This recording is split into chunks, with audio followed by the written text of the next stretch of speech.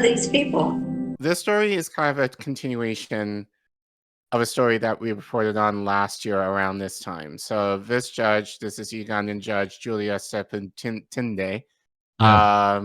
She was known in the wrong possible way of rejecting South Africa's genocide case against Israel. Like, she was the one that was like, nah, they're good. This bitch!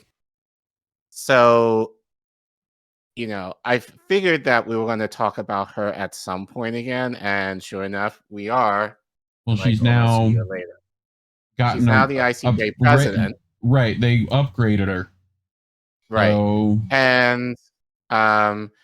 And we probably have an answer as to why. Now, as I said, she's from Uganda. Again, as I said, I lived in Uganda and I visited the country many times. The last time I was there was in 2019.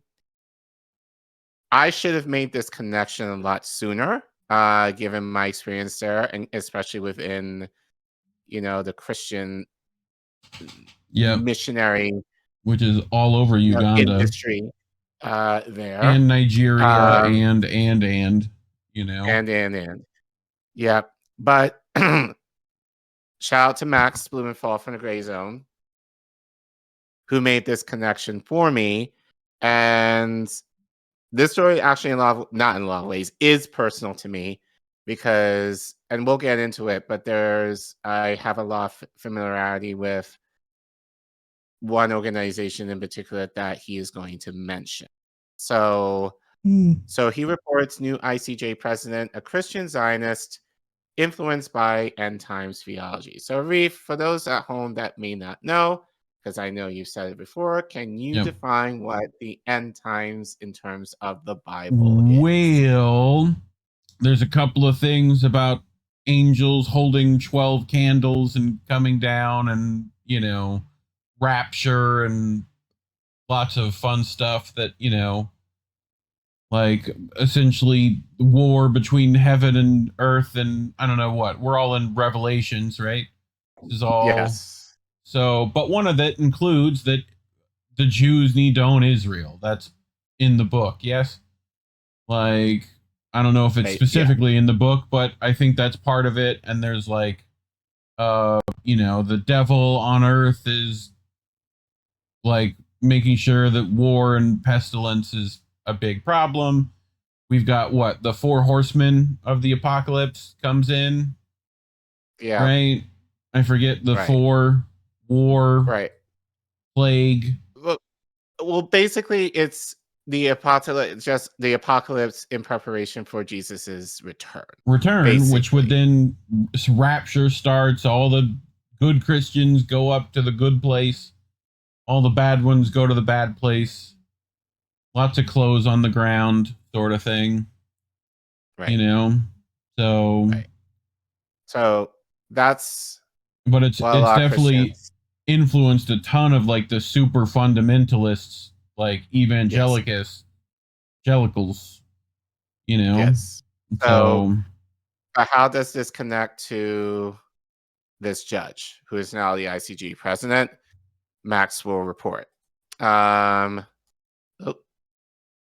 So Julia Sepentinde stood alone in rejecting South Africa's genocide case against Israel at the International Court of Justice. Now the court's president, the Ugandan judge, suggests her motives for protecting Israel can be found in the Old Testament. With new countries joining South Africa's case accusing Israel of committing genocide in the Gaza Strip and a ceasefire potentially enabling... And a ceasefire potentially enabling war crime investigators to gather fresh evidence of Israeli atrocities. Really? Like, just go to Twitter, folks. There's plenty there. Right. Anyway, a leadership shakeup at the ICJ threatens to undermine the campaign for legal accountability.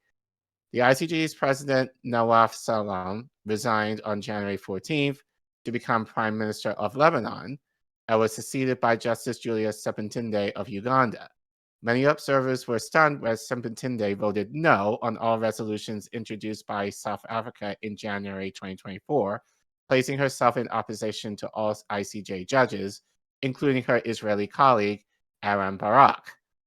The Ugandan judge rejected the court's call for the Israeli military to halt deliberate assaults on civilians and its policies on forced displacement, and cancel its planned invasion of Rafah. In a previous advisory case on the illegal consequences of Israel's occupation of the Palestinian territories, Seputinde insisted that Palestinians had not been subjected to any military occupation whatsoever.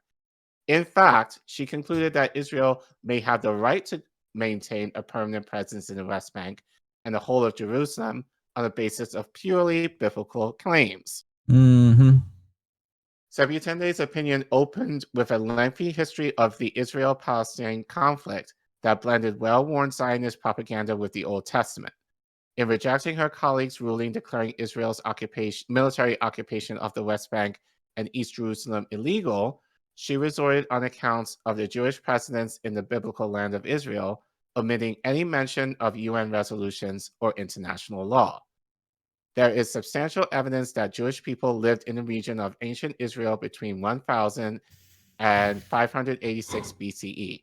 This period corresponds to the era of the United Monarchy under King Saul, David, and Solomon, and the subsequent divided kingdoms of Israel and Judah. The evidence includes archaeological findings in the city of David, Seputinde insisted. The Hebrew Bible, or Old Testament, offers detailed accounts of the history, culture, and governance of the Israelites during this period. While these texts are religious in nature, many scholars consider them valuable historical documents. Any thoughts before I continue on with this bullshit? Plenty of fucking thoughts. Fucking, first of all, I love when Christians have no idea what their fucking fairy tale book even says, right? Because in each of these evidences, they say in the text that people were already fucking there.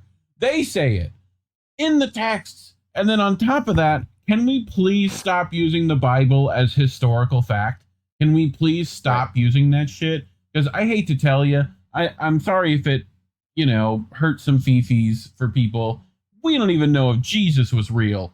Only 2 Jewish historians ever mention him after the fucking fact, and it was way after his death. Meanwhile, the Romans took loads of documentation on almost everyone they crucified, especially political prisoners, and especially the king of the Jews. They would have had some, a documentation on. And if he was real, he definitely didn't look like no BG Jesus. All right? He would have been Palestinian. Right. That's what he would have looked like. So I just find it ridiculous that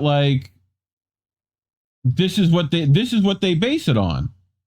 Another lady got called out for thinking that, they have a biblical right to the land. No, you don't.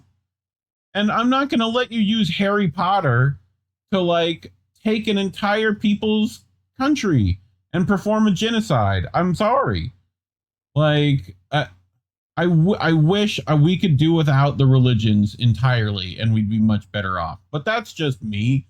I don't even like diet religion. I'll just say it kind of simply to what you said. Religion is about people in terms of how you connect with others. It's not about land. It's never been about a land grab. I'm not saying that there's not plenty of good morals you can get from that, but there's also some better reference material for all those morals. Right. It's that morals do not come from the religion. So, that's just me. I have a problem with all the new age spiritual shit that gets pushed too, but I'm highly skeptical of any of that shit. Please don't come at me. I've already made my decisions on the matter, and I will not budge from them, but, meanwhile, all the prominent atheists that you used to be able to look up to are silent when an entire religion is being used to fucking excuse a genocide. They're real quiet right now. Funny how that fucking works. I'm looking at you, Stephen Fry, Hitchens. Plenty of you need to be taken to the woodshed too. I hate to tell you. Y'all should fucking know better. But, they're more than willing to call out Islam, So Right. even though same God, by the way, like technically, you know, they have their own names for Peter and David and Solomon and, you know, but what do I know? They even read the Old Testament. That's still part of their teaching too. So, Right. which is the worst part of the Bible, the Old Testament, but that's just me. You know, dude, I could go off. You don't want me to like, I'll be here all day yelling about it, but you know. But anyway, so anyway, her opinion was so extreme and so shot through with theological commentary, it prompted Uganda's ambassador to the United Nations, Andonda Ajibare, to declare her ruling at the International Court of Justice does not represent the government of Uganda's position on the situation in Palestine. So he actually said, Justice Seputende ruling at the International Court of Justice does not represent the government of Uganda's position on the situation in Palestine. She has previously voted against Uganda's case on Congo. Uganda's support for the plight of Palestinian people has been expressed through Uganda's voting pattern at the United Nations. So he essentially called her out for her vote. Although I feel like this is kind of saving face a little bit, and I'll say why in a few minutes. So what accounted for Seputende's defiance in the face of the entire ICJ panel and her own country's diplomatic corps? Again, I don't believe in that entirely. Has she been handed by maligned external forces, or was she driven by deeply held personal passions? Israel's history of bribing, threatening, and blackmailing officials around the world and destroying those who forcefully oppose it is well documented. Karim Khan, the chief prosecutor of the International Criminal Court, fell under heavy Mossad surveillance after he introduced warrants for the arrest of Prime Minister Benjamin Netanyahu and his then Defense Minister Yoav Gallant. In October 2024, when an anonymous accuser brought forward allegations of SH against Khan, there could be little doubt an Israeli hand had finessed the scandal. Seputende's fanatical adherence to Israel's agenda does not appear to be the product of manipulation or enticement, however. The views expressed in her dissent on the South African case were much more likely a reflection of the Christian Zionist belief system she developed as a member of Watoto, a Pentecostal megachurch in the Ugandan capital of Kampala. It was there that Seputende said she developed her worldview under the tutelage of a Canadian pastor and end times pensiondo named Gary Skinner. The godly values of integrity, honesty, justice, mercy, empathy, and hard work that the Skinners and Watoto Church instilled and nurtured in me over the years account for who I am today and have immensely contributed to my incredible career as a judge in Uganda and a judge at the International Court of Justice, Seputende proclaimed during a June 2024 ceremony for the launch of a new branch of the church in downtown Kampala.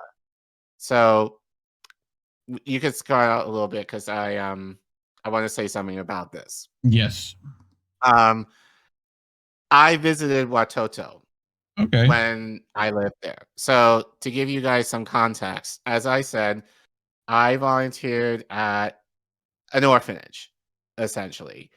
And one of the things that we did as part, I wouldn't say training, as part of the class that I was taking, was we went to Kampala in the capital and visited different orphanages just to kind of compare and contrast what we experienced at ours and what other orphanages did.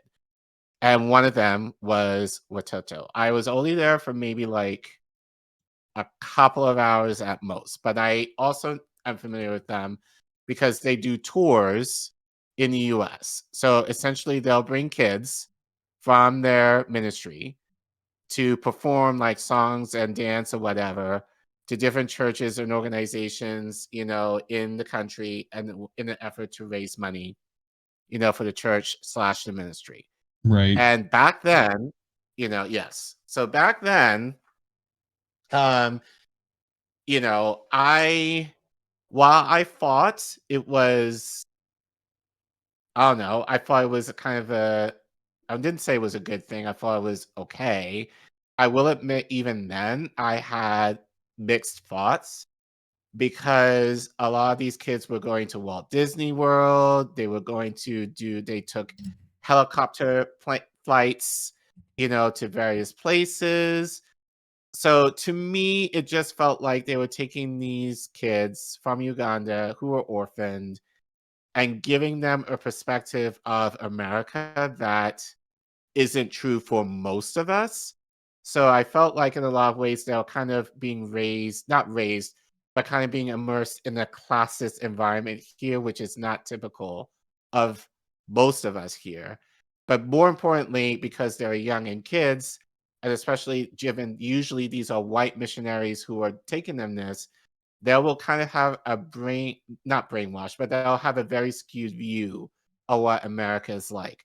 And I experienced that at the ministry that I worked at, volunteered for, because a lot of the kids there, when they found out that I lived here, they assumed I was rich. They assumed, actually it was kind of funny, the assumptions that they had, about me. They assumed that I was working at my computer all day and I was essentially lazy because they weren't working in the fields like they did. They had to in order to grow their food, but also make money off of it for their families or whatever, to sell their food, you know. So they had an image of affluence, which I would argue was partially influenced by the missionaries that would come over there. And I'll give you a good example. Like, one of them I still talk to. He's living in the UK now. But at the time, one of my last visits there, when I visited him, I think it was important, given that I was Black and I had a relationship with him, that he felt very comfortable to tell me this, because I don't think, and he even said to me, and I had other Ugandans say to me when I was over there, they felt very comfortable to speak more freely to me. And I asked one of them why. And one of them said, because at the time I didn't want them to share so much, given that I was only visiting, I was only going to be there for a short amount of time. But one of the people that I spoke to kind of mentioned Ugandan. Actually, she was from Sudan, but she was living in Uganda. But she was like, you know what? Like, I see you as a brother because you're of me, essentially, being of the continent, so to speak. And I feel that you're in a better position to understand our experience versus them. In other words, the white missionaries that were essentially, I don't want to say in this way, but essentially over them. So, but this guy that I talked to mentioned, because at the ministry that I was at, the white missionaries generally, they built houses on the land where the ministry was, and they would look a lot better than the Ugandan staff that were living there. The Ugandan houses were basically like, they were fine, but they were definitely more run down, especially over the years as I visited. They weren't really upkept very much, But I remember in this one place I actually visited, like in one of the missionaries' houses. Keep in mind, this is this is Uganda's on the equator, so like it's warm pretty much all year round. Yeah. Like, they had installed like a screen that you can take a remote and it just kind of comes down. They installed a fireplace in their house, which I'm kind of like, You don't need that. you don't need that. Number two, you're from California. Like, why in the hell would you need a fireplace in a tropical climate? But they pimped out that house. Like, so, but they were seeing all of this, and they were kind of comparing their housing, and they were like, why is it that the white people have better housing than us, and they're essentially our guests in our country? Yeah. So they didn't say that to them, but they felt very open to say that to me. And if anything, they kind of put me in a bad spot, because in a way, because I had to kind of, I didn't, but it was kind of like capitalism. Explain, right? You know, and keep in mind at that point, I really wasn't as political as I am now. I forget the quote and who made it, but it's something like, you know, the colonizer will return as the entrepreneur, something like that. You know, so it's very, very similar. So, yeah, but a long story short, I am familiar with Watoto, and again, I just felt like even back then, and I was very apolitical back then, but even then, I kind of recognized there seemed to be a lot of affluence with that church that I didn't feel it was appropriate for those kids. But more importantly, it gave them a very skewed view about it would just give the impression that that's what America is, and it will make them feel, oh, I want to live here. I want to be there. And actually, that's what a lot of kids were saying to me was, how can I get to America? How can I live there? And I'm like, you don't want to. Like, like I had to kind of keep it very direct and kind of frank with them, basically being like, America is not the place. And unfortunately, the people who are here are not giving you the fullness of what the country is like. So it is not a place that, in my opinion, you should yearn to go to, especially given how you might be treated, not just from white folks, but other Black folks, especially we see so now too. So, you know, as I think I said this before, like I think a lot of them had a different mindset during George Floyd. And I said this, they were the first to kind of call me to check in on me to see how I was doing.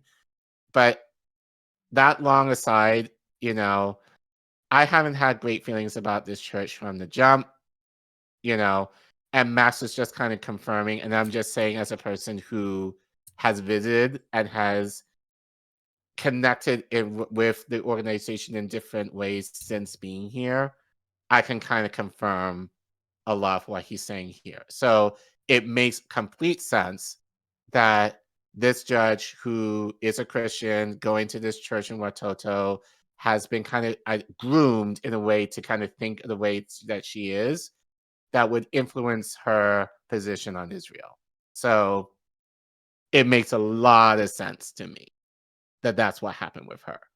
And to kind of go into it a little bit more, if you go back in the slide, yeah, here's just a taste of a sermon that Skinner, I believe this is Skinner here, yes, that actually preached within the church. So you can just listen to what he says, and we'll talk, and we'll go on. How many syllables does he have on the word devil? Before we get too far.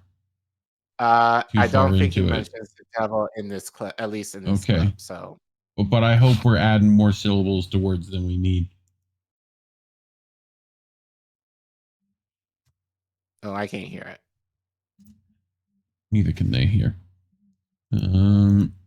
Britain left Palestine, which they were looking after, on May the 14th, 1948. And on that day, little 4 or 5'3" David Ben-Gurion, with his lion-like hair, stood up and declared the Jewish nation reborn to be called Israel. For 2,400 years, no Jewish flag had flown over Israel until that day. For 1,900 years, the nation had been out of Israel, scattered, but God fulfilled his prophecy by bringing them back.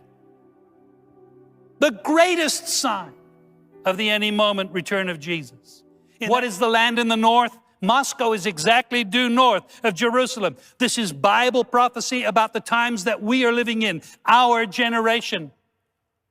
This is the most dramatic sign that Jesus is about to return. But whatever. What's going to happen ahead of us? Israel is that barometer. What happens to Israel is a sign of the end-time scenario. The national rebirth of Israel is the greatest end-time sign we have. The rebirth of Israel tells us that God's plan for the ages is unfolding exactly as He's declared it would, on time.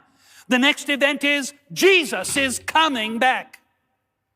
He will take the church out of the sin-sick world and unleash his wrath against rebellious Israel and the Christ-rejecting Gentile nations. Half of Israel calls themselves secular.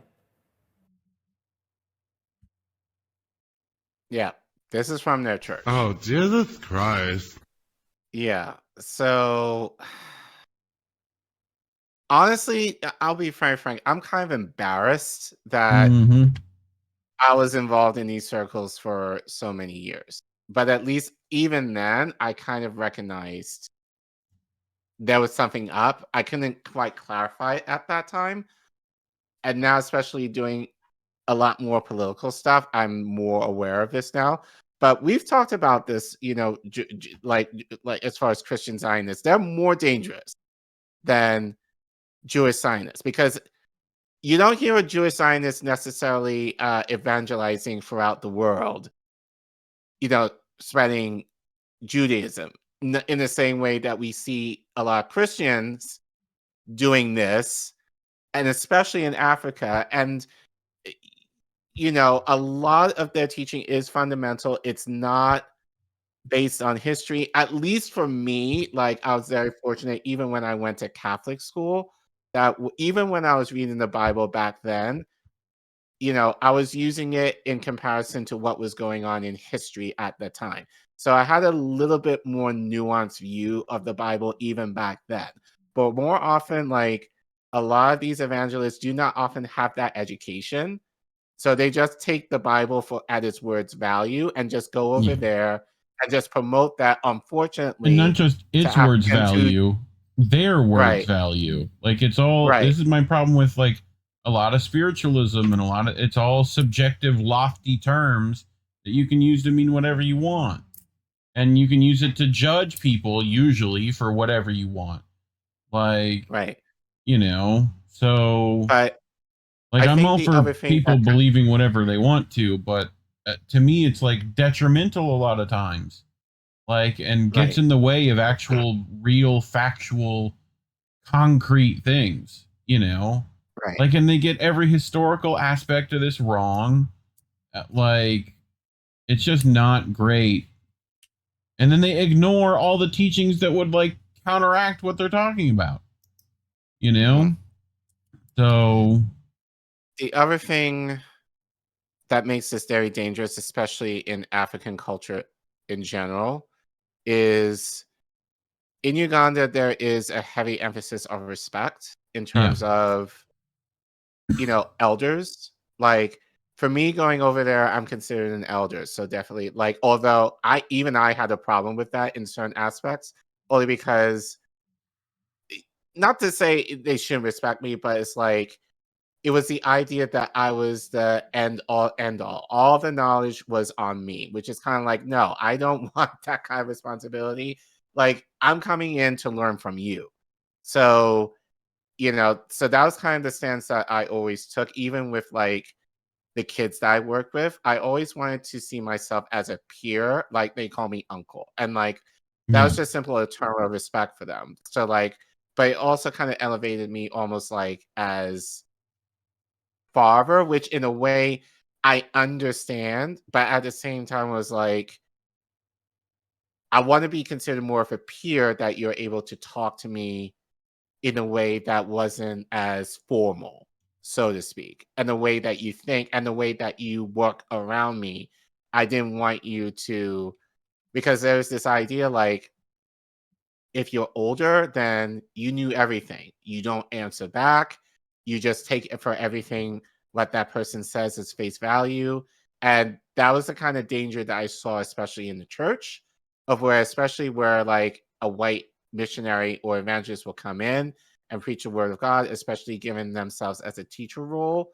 That kind of respect, and unfortunately, it'll have to be a white person, you know, and especially given that that white person is from the West, that, like, oh, they're kind of refined, they know everything, they're educated.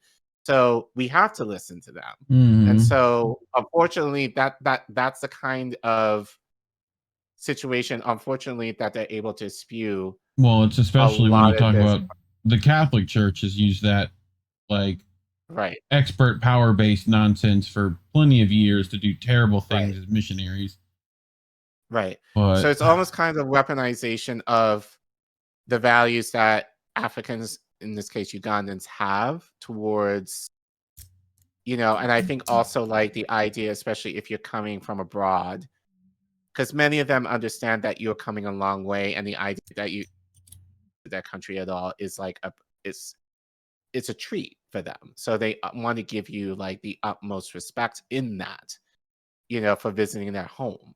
So they want to treat you accordingly. So it's kind of that traditional, like we say in the Arab world, like we talked about this, like that respect / hospitality is almost kind of weaponized. Yeah. Because they use that to their advantage to almost infiltrate, and then they use any have of them that. think in a way Any of it's that, a tool. in this case, benefits them. Yeah. So just like they exploit community, just like they exploit like people's fears, and it's all exploitative in nature, So But anyway, let's go back to the article with what Max reported. So he goes into Skinner now. Since he founded Watoto in 1984, Skinner has instilled a virulently anti-Arab strain of Christian Zionism in his congregation of 36,000 in Kampala. In a 2021 sermon entitled Israel, the Greatest Sign, Skinner spun together an assortment of cherry-picked biblical verses with potted history to justify Israel's military control over historic Palestine. He punctuated his Germanate with an admonition to his parishioners and Gentiles everywhere. If you bless the Jews, you will be blessed. If you curse the Jews, you will be cursed. Did we play this already? Yes, we did. Yes. That was the one we just played.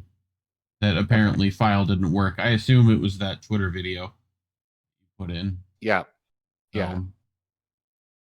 Okay.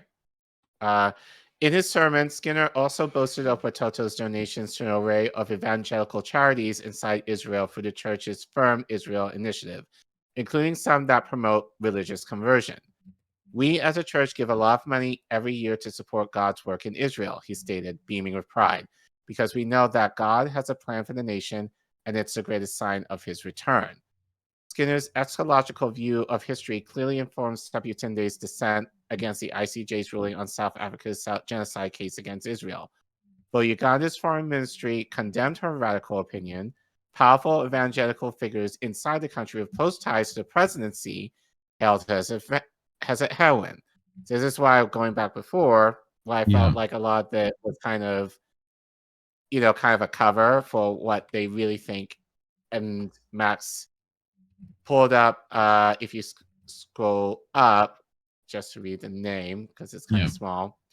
So Patience M, and I'm going to pronounce it, I'm sorry, Rabiongo, I guess. So she tweeted. So she said on Instagram, if you scroll down, not all heroes wear capes. Julia Seputende has made an historic stand at the ICJ. May God always remember her for her mercy, and may Uganda as a nation always be found on the Lord's side. 2 prayer emojis and the Ugandan flag. So Patience is actually, if you zoom out, Patience happens to be the daughter of Yoweri Museveni, the Ugandan president. The flamboyantly evangelical president of Uganda, whose wife Janet, a close ally of Watoto Church, and fun fact, a lot of my mentors at the time at the ministry I worked at met her and liked her. So, that says something. Is known for her biblical interpretations of history. Frankiaske, oh boy, I should know that name because I have friends by that name, so I'm sorry.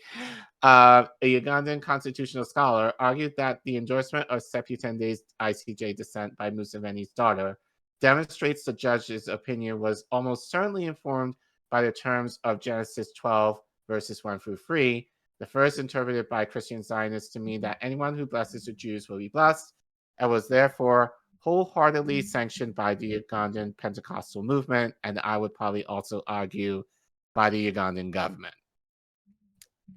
Now, at the helm of the ICJ, Seputende gains the power to break a deadlock vote and may be able to undermine the South African case in a more substantial way than before. With Israel likely to shatter the Gaza ceasefire, time is running out for war crime investigators. But the Ugandan judge appears to be operating on a schedule free from earthly concerns, dictated instead by the end times. So this is Janet. She's praising Jeebus.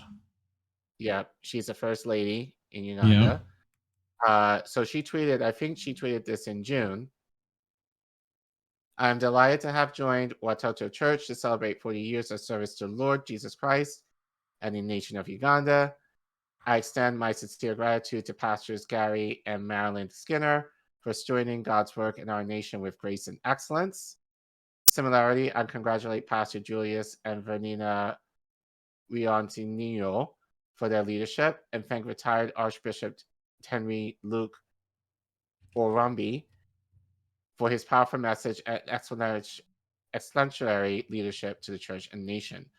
Watoto's church's impact over the last 40 years is truly remarkable. The church's dedication to caring for orphans, empowering women, and establishing the Watoto School for Community Leadership is an inspiration to us all. The commitment to practical demonstrations of love and service is a testament to the transformative power of faith in action. With gratitude and admiration for the remarkable work of Watoto Church, I look forward to witnessing its continued positive impact on the lives of many.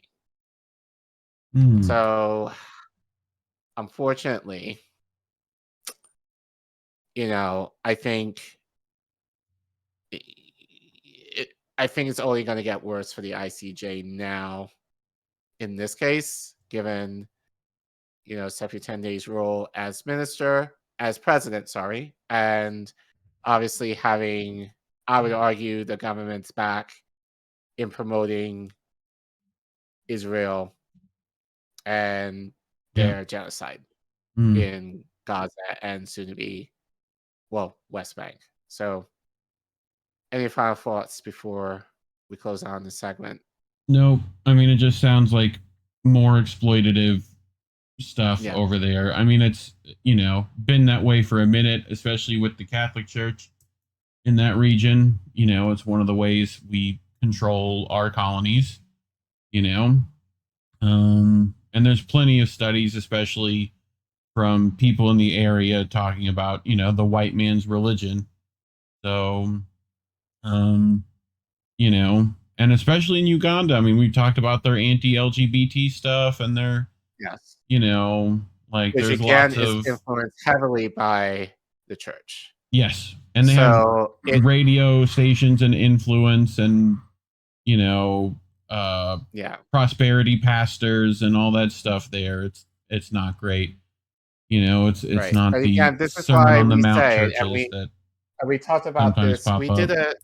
We did a segment on Christian Zionists, and I know people in this space have talked about them too. But this is why they're more dangerous, because they have money. Well, it's not so much the money, but it's more free flowing, into situations like these, that they're able, in a way, to buy influence. Obviously, like in this case in Uganda, like they're a mega church there, and it's a popular one in order to have, I think they said like 36,000 people. That's for the capital in its own. That's a lot of people. So, so they are making bank there, especially given if the president is there. So, so it's like this idea that they're there, they're having this money, and they're able to raise a lot of money, and they use the kids to do it. And so that's the thing that really makes me upset, is the idea that you're using kids. Now, granted, they're doing it I mean, I have so much trouble saying this, but they're exploiting the kids to raise money to essentially fund a genocide to kill other kids. That's the way I kind of see it. So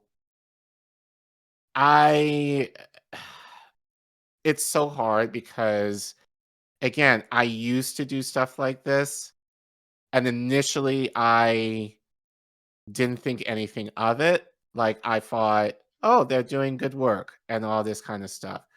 But as I said, over the years, I started to question motives in terms of, I think in my mind, it was always like, why couldn't Black people from the West be doing this? Why is it usually always white people who are missionaries? And then, and I'll always argue the ones who usually come from a place of privilege to be able to do stuff like that. So, and I think especially now that I'm more involved in politics now, especially with you, it's becoming like intersectional in terms of the religion is almost used to push politics, which unfortunately are kind of shaking up in the global South. So it's very disheartening to me that, again, I used to be in these circles, and at the time, and I will admit my own to it. But I'm very glad in a lot of ways that I learned a lot. And then, even then, I questioned things a lot. And that has actually grown in terms of the more I learned and the more I to make connections, that I was able to kind of be like, no, this isn't what I want. But then using my platform, at least in way I could, and now many of the, I don't want to say children, but many of the young people that I worked with are now adults. So now I can just say, no, this is the actual reality of what things are like, and having a lot more room to be able to say that more openly now. So, but as I said, this story was very personal, which is why I did it. And as I said, I'm so kind of pissed that I didn't make this connection earlier as to why she was voting this way. But given her connection to Watoto and having kind of experienced that church in a small way myself, it totally makes sense as to why she voted the way she did, and ultimately how dangerous that is in terms of the future of Palestine. Yep. I agree. So, which we've all felt that ICJ stuff was wishful thinking on that anyway, and now it's even harder to get through. So, yeah. We'll see. So once again, shout out to Max for doing this report. But reporting on stories like these is why our channel is demonetized. So if you want to continue to help us cover stories like these, if you have a smartphone, please scan the QR code that you see on your screen, or you can go to the Ko-fi link that you see at the bottom of that screen there and support us that way.